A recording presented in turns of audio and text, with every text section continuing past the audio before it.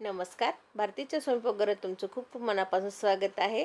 आज बनवणार आहे मी तिळची चिक्की, खुसखुशीत अशी. ही वयोवृद्धसुद्धा खाऊ शकतात. घरात वयोवृद्ध असतील तर ते सुद्धा खाऊ शकतात आणि लहान मुलंसुद्धा खाऊ शकतात. आणि कडक न होता अगदी खुसखुशीत नरम अशी चिक्की होणार आहे आपली. तर चला सुरुवात करूया. यासाठी मी 1 वाटी तीळ घेतलेली आहे आणि 1 वाटी गूळ घेतलेला समप्रमाणात घेतलेला आहे आणि पाव वाटी मी शेंगदाणे घेतलेले आहे. तीळ आपल्याला मीडियम गॅसवर भाजून घ्यायचे आहे. अगदी तीळ चाळतच राहायची आहे आणि तिला तडतडली की तीळ आपली भाजून होते. खरपूस अशी तीळ भाजून घ्यायची आहे. मला तीळ भाजायला 5 ते 6 मिनटं लागलेले आहेत. आता आपण शेंगदाणे भाजून घेऊया.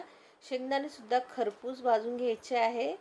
खरपूस भाजल्यामुळे आपली चिक्कीला चव खूप मस्त येते. आता मी कढईत एक टेबलस्पून तूप घेतलेलं आहे. तुपामुळे आपल्या चिक्कीला मस्त चकाकी येते. आता मी 1 वाटी गूळ घेतलेला आहे आणि गूळ आता आपल्याला मेल्ट करून घ्यायचा आहे. मी गॅस कमी करून घेतलेला आहे. कमी गॅसवरच आपल्याला गूळ मेल्ट करायचा आहे आणि मिक्स करतच राहायचं आहे. अगदी गूळला सुद्धा 5 ते 6 मिनटं आपल्याला मेल्ट करून घ्यायचं आहे. आता तुम्ही बघू शकता गूळला हलकासा फेस आलेला आहे.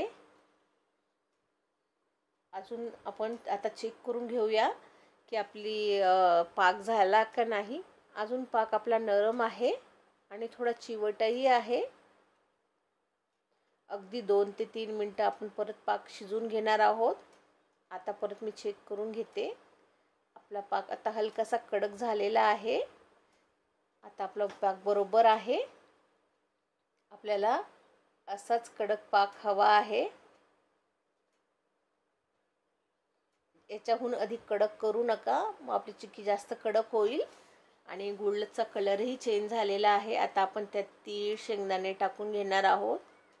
शेंगदाण्याची साल मी काढून घेतलेली आहे आणि थोडे बारीक करून घेतलेले आहेत शेंगदाण्यांना. आणि आता ते चांगले मिक्स करून घेणार आहोत. अगदी 2 मिनटं थंड होऊ देणार आहोत. आता मी चिक्की लाटून घेणार आहे. बेलण्याने लाटून घ्यायचे आहे आणि हव्या त्या आकाराने तुम्ही सुद्धा कापू शकता. आणि तिला गरम असतानाच कापायचे आहे, नंतर ती सेट होऊन जाते चिक्की.